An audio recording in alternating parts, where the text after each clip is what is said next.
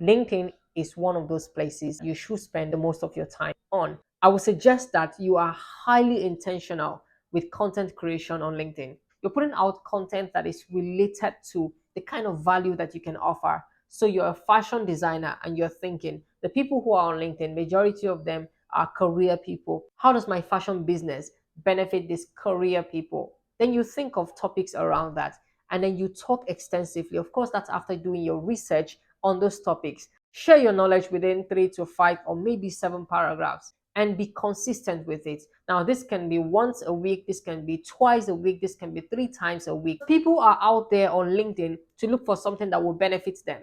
And until they see something that will benefit them, they will not reach out to you for your services or for your products. So I'll give an example of what I do most times. At least once or twice a week, I go on LinkedIn, I click on the search box, and I type, now because of what I do, right? I type founder, I type CEO, I type MD, I type HR, right? So I type founder first, and then I begin to connect to the list of founders that I see there who are people, not organizations now, people.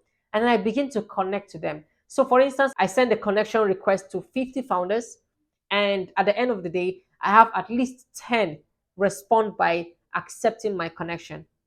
That means if I send to 500 founders, I have at least 100 connection requests that are accepted within 24 to 48 hours by founders.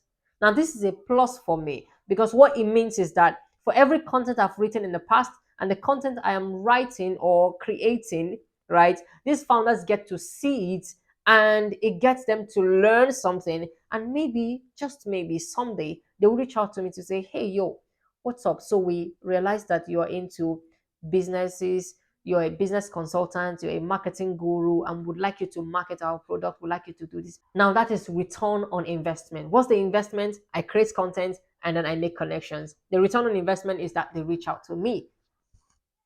And that's for founders. Now I do the same thing for CEOs, for MDs, for HRs, because I see that these people are my target audience and I know that I have the kind of value that these people need and that someday they will just reach out to me to say they have seen my content and it makes sense to them. Now that's how to make valuable connections. This tip is not an instant gratification tip. It's a delayed gratification that will pay off in the long run because nobody gives out value without getting value in return.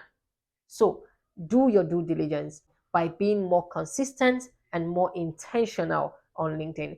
Please, if this makes sense to you, drop something in the comments. Peace.